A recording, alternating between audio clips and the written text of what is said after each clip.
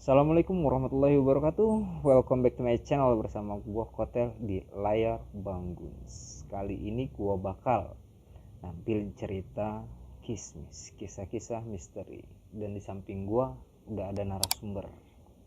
Bang, boleh diperkenalkan dulu? Oke guys, nama gue Degeng Kirastapara, biasa dipanggil Degeng. Gue menceritakan di sini tentang sosok wanita yang minta tolong sama gue. Oke, cukup sampai di situ dulu Bang. Nah, buat teman-teman yang penasaran, kalau kalian belum subscribe, boleh di subscribe, like, dan komen di kolom komentar. Dan kalian kalau mau jadi narasumber, boleh DM di Instagram di bawah ini. Nah, gak usah berlama-lama lagi, kita kulik aja langsung dari si narasumber ini. Dari awal cerita, bagaimana dia bisa ketemu sama si sosok perempuan yang minta tolong ini. Bang, boleh diceritain dari awalnya? Pada waktu malam itu kan emang biasa gue ngamen tiap hari. Gue balik dari ngamen tuh, gue balik ke gubuk. Di gubuk ini ada sawah.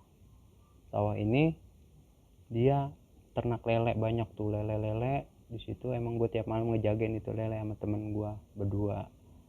Nah, pada waktu malam itu gue ketemu sesosok wanita. Emang nggak tahu itu sosok wanita dari arah jalan raya, ngikutin gua sampai gubuk. Entah dari mana itu sosok wanita itu. Gue juga gila, merinding lagi gue tuh ceritain ini. Nah, pada waktu malam Jumat, emang pas malam Jumat itu gue balik dari depan, gue jalan kaki ke gubuk. Di gubuk itu udah emang ada temen gue dari depan jam 10:30 malam. Gue jalan sampai gubuk jam 12 malam ini.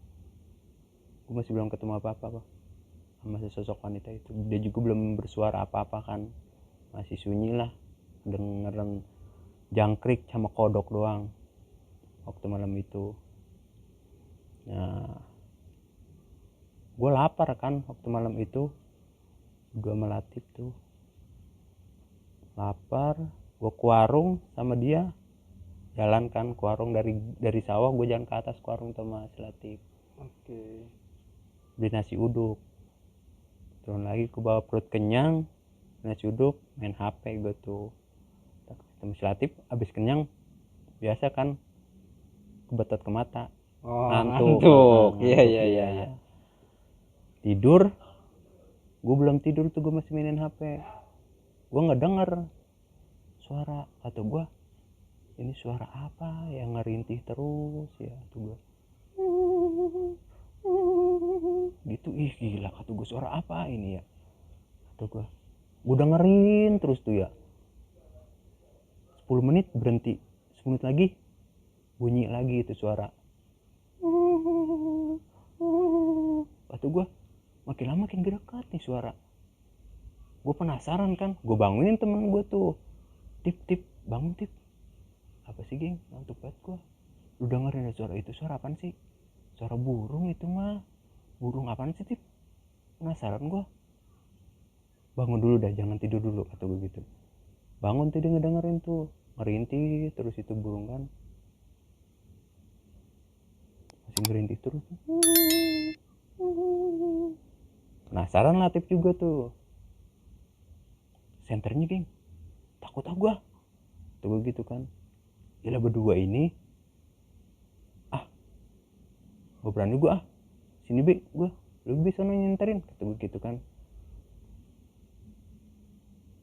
Gila geng, gue mau sendirian takut gue. Udah be, makin dekat nih suaranya. Gue keluar lah, yaudah senterin deh. Habis senter kan si Latif ke belakang tuh, habis senter tadi sorotin, ada apa geng. Pas pisan senteran pas ke muka itu sosok wanita itu, aja astagfirullahaladzim. Lemas gue di situ, kaget gue di situ. Berarti lu ngeliat dengan jelas tuh ya? lihat gue dengan jelas. Atau gue astagfirullahaladzim dalam hati gue, tapi mulut gue nggak bisa ngucap di situ, sampai gemeteran aja anjing, nggak bisa jalan gue. Atau gue si Latifnya langsung ngibrit kan, langsung ke dalam kan, gue ditinggal di situ, gila. Atau gue di gilangan sawah, gue di sendirian di situ. Atau gue astagfirullahaladzim, kata gue duk jantung udah getar banget gue. Atau gue astagfirullahaladzim, kata gue ini sesosok, atau gue minta tolong sama gue apa gimana ya. Lama makin turun tuh sesosok wanita itu, hampirin gue, derat aja, mau nginin gue, mau masuk raga gue ceritanya, aja nggak bisa itu sesosok wanita itu, aja berbalik lagi tuh ya. Akhirnya gue perlahan merangkang gue dari galangan itu ke gubuk gue, pelan anjat juga ke gubuk tuh gue. Terus gue kok kuban sama dia tuh selimut tuh. Gue tanya astagfirullahaladzim, kata gue ada di samping gue itu sosok perempuan itu. Iya, itu sosok wanita itu. Astagfirullahaladzim, kata gue, Tip bangun apa Tip, lihat Tip, Tip. Astagfirullahaladzim, Tip. Badan gue udah panas dingin tuh di situ tuh ya, gila, kata gue. Tapi temen lu masih ada di gubuk itu? Ada, dia mah di dalam, gue dikunciin sama dia, diselot pintu sama dia. Allahu Akbar, kata gue, jangan deketin gue kek, sono, kata gue, udah kita beda alam, kata gue gitu. Sono, tuh, ini sosok wanita mau minta tolong, apa mau ngapain ya, apa mau jahitin gue ya, kata gue ya. Udah kan, sampai dari jam 2 pagi itu sampai jam 3 pagi itu ayam kokoroyok baru hilang itu sesosok wanita itu. Cuman dia hilangnya bukan kemana-mana, dia ternyata nempel di badan gua. Tau nggak tuh, sampai gua balik dari sini ke kontrakan, aja dalam kontrakan masih ada aja itu. Sorry bang, Allahu Akbar. Dia, lu taunya dia nempel di badan lu tuh gimana bang? Ya berat aja gitu posisi badan gua, jadi berat badan gua. Kayak ngegendong orang. Kayak gendong orang aja gue itu. Waktu itu gue mau nanya sama orang pintar, gue takut ibaratnya di tubuh gue kenapa-napa ya kan. Udahlah gue antepin aja, ntar juga dia pergi sendiri kali. Ternyata benar, dia minta tolong sama gue, tolong bukain tali ikat pocong saya. Wow. Kata gue, astagfirullahaladzim, kata gue. Dia minta tolongnya tuh dia ngomong lu denger atau dia masuk ke mimpi gue? Udah masuk ke dalam mimpi. Dia masuk ke mimpi gue, tolong. Nah, letaknya ini gue nggak dikasih tahu sama dia, bahwa makamnya itu di mana. Itu cuman dia minta bukain tali pocong. Iya. Sampai getar kaki gue nih, getar sendiri ya dah. Merinding badan gue tuh. Setelah kejadian itu, apa lu ngerasa badan lu nggak enak atau gimana? Meriang gue seminggu. Sakit lu seminggu? Sakit gue seminggu tuh. Baru gue ke orang pintar juga gue tuh minta diinihin, biar gue minta ayat tuh di situ, tapi dia belum kemana-mana, dia masih sembunyi di kontrakan gua. Si makhluk itu masih ada di kontrakan gua. Sampai berapa lama itu bang makhluk? Itu 1 bulan di kontrakan gua, bersemayam di 1 bulan di kontrakan gua. Belum kemana-mana dia itu. Gua juga tiap balik ke kontrakan, pulang, kayaknya ada yang merasa aneh aja dalam kontrakan itu ya. Atau gue mau gimana ya ngilanginnya ini ya. Nah, temen gue ternyata dari kerjaan gue main ke kontrakan gue,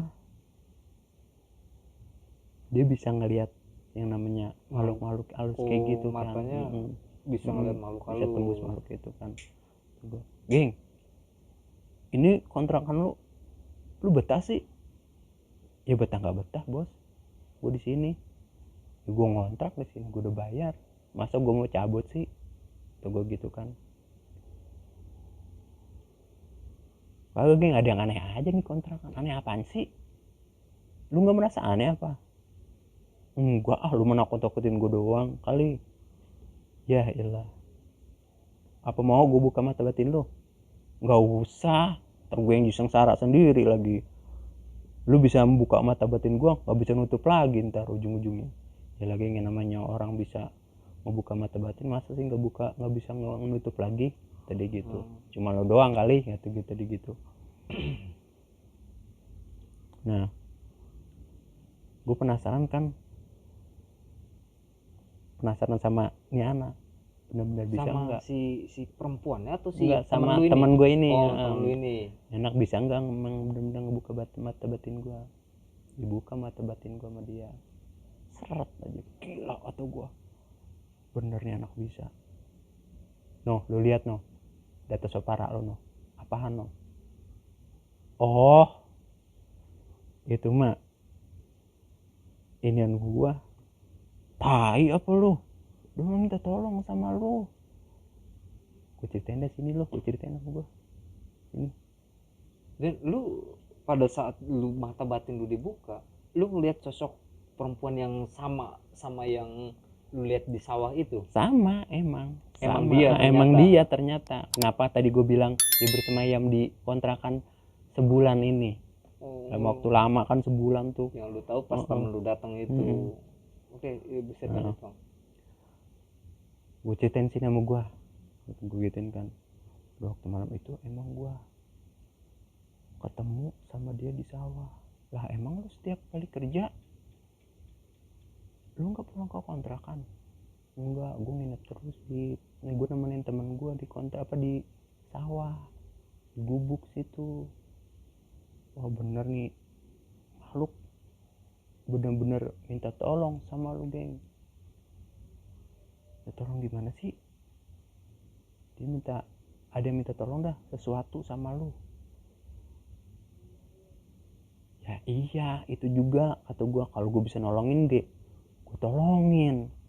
Ini gue kagak bisa nolongin, otomatis gue belum ke keluarganya, belum mau bongkar makamnya, gimana? Lu usir aja dah tuh, bisa kan lu usir? Bentar gue jajal, gue usir dulu sama gue. Nah, dia coba untuk ngusir, dia nggak bisa juga ngusir itu setan.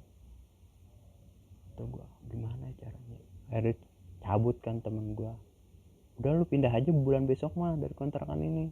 Ya tetap aja yang namanya Tuhan pasti dia ya. dia emang benar-benar minta tolong sama kita tuh. Bang, pas temen lu pergi itu mata batin lu masih buka atau udah ditutup udah lagi? Ditutup sama dia. Udah ditutup lagi sama dia. Udah ditutup sama dia. Nah kan nggak ada yang bisa ngusir juga tuh setan kan, kata gua. Mungkin dia bete atau gimana ya sama gue ya. Karena lu nggak bisa nolongin dia. Karena gue nggak bisa nolongin dia ya. Akhirnya dia cabut tuh. Dia pergi dengan sendirinya pergi gitu. dengan sendirinya dia. Tapi di badan gue tuh masih berat juga. Efek di badan lu tuh masih ada atau gue. Ternyata bukan sosok wanita itu doang. Nah ternyata ada lagi sosok di kontrakan gue, cuman dia buat nyamber gue nggak bisa, kebawa jadi sama si setan ini, si perempuan ini. Dia mau nyamber lu, mau nyakitin lu apa? Mau nyakitin gue di kontrakan ini mah, cuman dia nggak bisa kan. Tuh gue pindahkan. Akhirnya lu pindah kontrakan gue akhirnya tuh. Udah kontrakan, emang itu jin itu emang nyarang di kontrakan gua kan di situ. Baru gue pindah kontrakan tuh. Pindah kontrakan seling seminggu gue baru pindah kontrakan. Ada baik di kontrakan gue ini. Asprojum tuyul pisan itu, Allahu Akbar. Di kontrakan lu yang baru ini acar itu apa, lari-larian terus sih di kontrakan gue itu tuyul. Mundar mandir lah ya. Mundar mandir lah ibaratnya. Tapi si sosok tuyul ini ngambil duit lu enggak? Enggak, dia enggak ngambil duit gua. Dia cuman bisa ngegangguin gua lah ibaratnya. Emang waktu sebelum gua ngontrak situ, gua dengar cerita dari tetangga gua kontrakan situ, emang si bekas kontrakan yang ngontrak di sini tuh ada yang miara gituan. Cuman dia punya istrinya sampai kurus.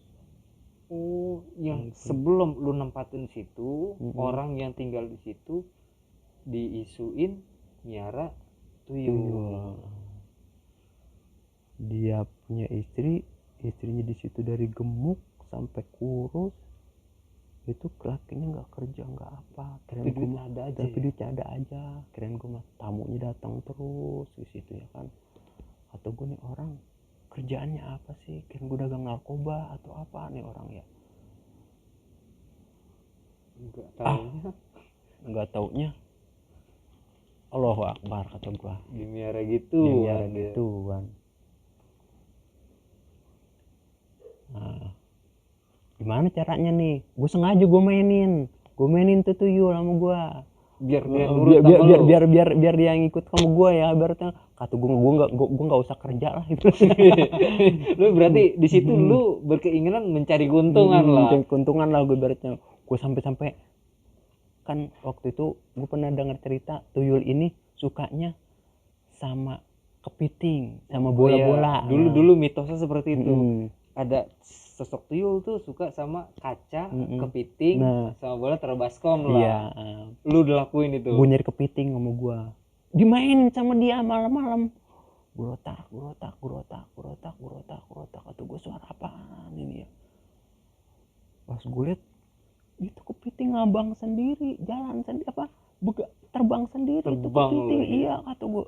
Allahu Akbar. Wah merinding gue anjing kata gue. Gue mau ngedeketin, takut gue ya di situ ya. Oke. Gue mau boro-boro apa? Ibaratnya boro-boro gue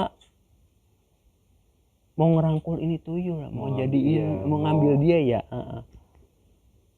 Mau ngedeketin aja takut gue. Ngelihat jangankan buat ngedeketin itu tuyul, ngelihat kepiting terbangnya aja yang dimainin dia. Allahu Akbar, udah panas dingin gue di dalam kontrakan ya.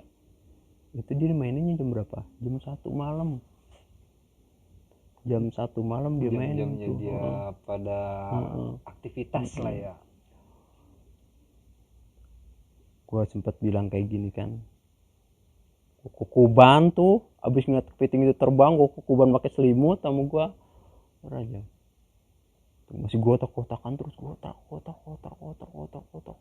gue. Gue ada keinginan buat ngerangkul dia nih kata gue.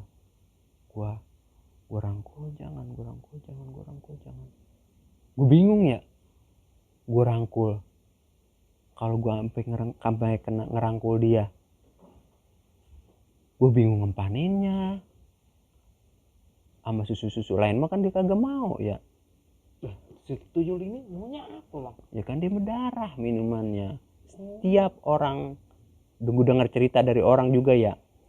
Setiap orang miara gituan otomatis dia tuh nyusuinnya si istrinya ini. Si istrinya si pemilik tuyul ini. Dia bukan nyusu ASI bukan, tapi dia ngenyotin darah. Makanya kan si ibu yang di. Iya. Nah makanya kan kata gue, ini istrinya dulu gemuk badannya, kok setelah dia tinggal berapa bulan di sini kurus kering kerontang badannya. Udah pindah dari situ, ternyata pindah tuyul nggak dibawa. Gue lah kena di situ, anjrit. Gue timang kan itu tuyul sama gue mainin sama gue.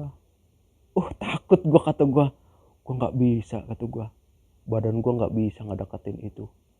Ternyata kalau pengen nyari tuyul ini ada pawangnya juga.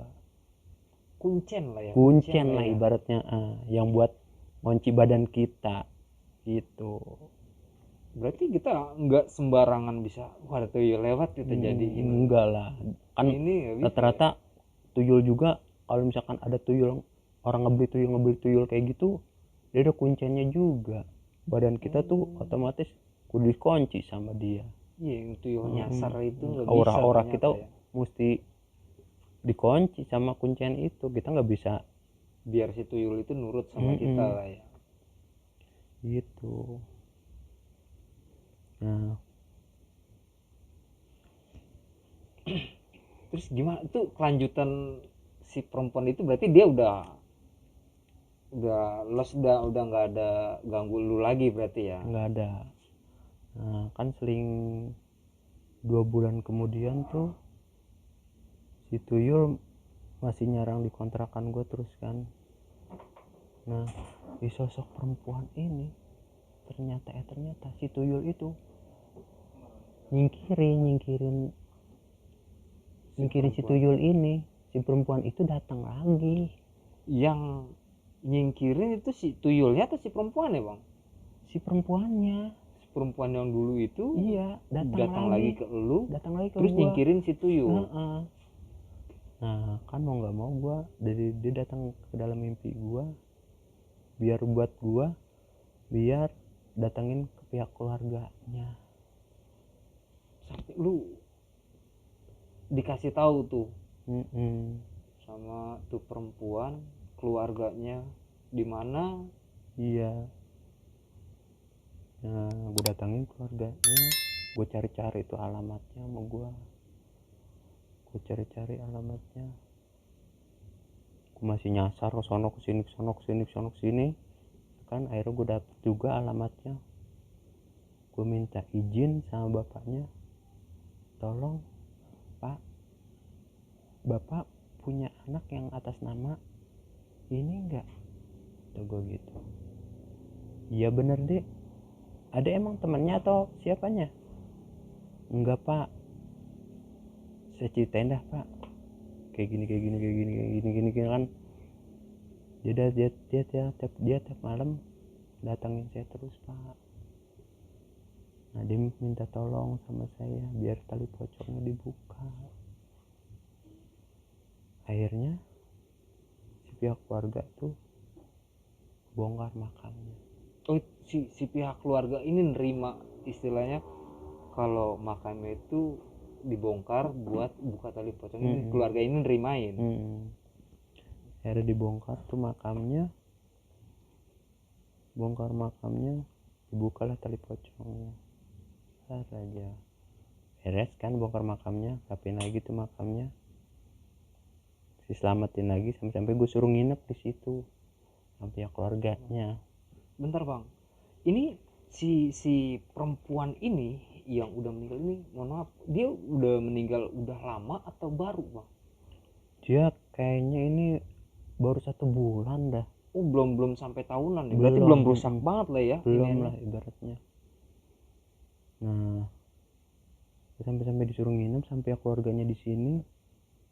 Jauh tuh bang dari lokasi lu? Lumayan bang, lumayan jauh. Berarti beda desa ya? Beda desa, beda kampung juga bang sama dia. Nah, gua tuh sampai nginep juga di situ, terus saya sedekahin juga, baca ngajiin dia lah. Malam itu akhirnya gue cabut tuh pulang ke rumah. Datang lagi ke mimpi gue. Datang lagi apaan? Si perempuan ini. Dia bilang ngucapin terima kasih atas pertolongan lu. Dia datang bukan buat minta tolong lagi, tapi buat ngucapin terima kasih sama lu. Lewat mimpi itu. Lewat mimpi. Nah, sampai sekarang nih gue malah kayak ibaratnya kayak dibuka gitu mata batin gue sama si perempuan ini. Kayaknya gue sekarang setiap ngeliat sesuatu sekelibatan gue perhatiin sama gue, tapi gue acuhkan sama gue abaikan sama gue takut yang udah gitu yang kemarin ya. Tapi lu setelah kejadian itu sekarang bisa ngelihat makhluk lah ya? Ya dikatakan bisa ngelihat makhluk ya enggak, dikatakan bisa ngelihat makhluk ya iya ibaratnya. Tapi pas kebetulan lu ngeliat, bisa lu ngeliat gitu. Kalau misalkan emang lagi kebetulan mata gue ibaratnya ngelihat sosok makhluk itu, berarti ya gue abaikan sama gue takut masa bodoh lah ya. masa bodoh lah ibaratnya gue abaikan. Kan kalau sosok itu tuh ibaratnya kalau misalkan kita penasaran atau kita rasa ingin tahu, kita rasa makin ingin gede, tahu ke dia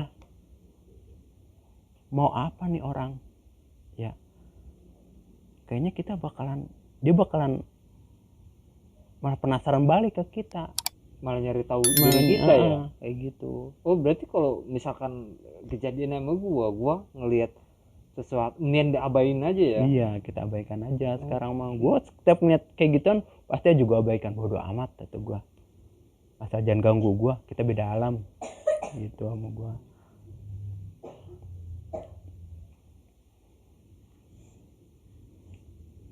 Gitu bang cerita gua.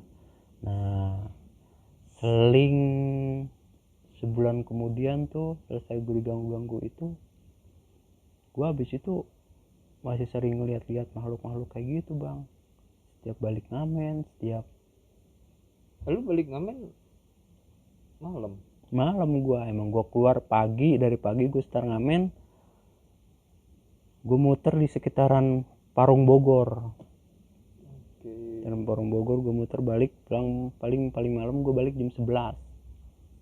Paling selalu malam gue nongkrong sama teman-teman gue, paling balik malam jam 12 gitu. Ke kontrakan gue balik. Gue jalan kaki, posisi gue emang dari dulu sampai sekarang gue emang gak bisa naik motor, pasti jalan kaki aja. Kalau misalkan ada yang ngajak gue, kalau gak ada yang ngajak gue dari depan ke dalam, ya gue ikut gitu. Bonceng lah ibaratnya. Ya pantat gue memang nempel di siapa baik gitu. Supel ya. Tuh, setiap gue balik ngamen nih pasti ada aja gitu, entah di pinggir jalan, entah di pinggir makam gitu. Makhluk itu ada, maksudnya ada. Kan gue bang dari gitu pinggir jalan raya ini ke dalam itu pas tikungan busana sini ada makam di situ. Itu sering buat kejadian. Pabrik gede itu ya. Sering buat kejadian. Dengar cerita sih banyak yang namanya sosok makhluk halus di situ di pas tikungan. Tadi gue juga lewat situ sih. Iya. Sejak itu gue nggak berani dah yang namanya merhatiin sampai negasin sosok gituan dah. Berarti ya gue takut kejadian kulang lagi. Ternyata yang bener, gue dapat guru, dapat orang pintar lah ibaratnya. Gue di situ bersihin badan gue, dimandiin. Emang di situ dia naruh sesuatu di gue, ternyata si perempuan ini naruh lapak lah ibaratnya ya. Lewat suatu saat dia minta tolong sama gue, dia bakal datang lagi ke gue datang ke tempat guru gue Cibentang, gue dimandiin jam 12 malam, mandiin kembang 7 rupa di situ. Gue dimandiin, bersihkan badan gue, enteng lagi, normal lagi badan gue. Oke deh bang, cerita gue cuma sampai di sini aja. Oke bang, makasih banyak buat udah mau cerita di channel gue ini. Buat teman-teman layar Bang Guns, terima kasih udah ngikutin channel kita terus. Buat yang belum subscribe, di subscribe, like dan komen. Dan buat kalian yang ingin jadi narasumber, boleh DM ke Instagram di bawah ini. Dan gua Kotel, gua pamit undur diri. Assalamualaikum warahmatullahi wabarakatuh.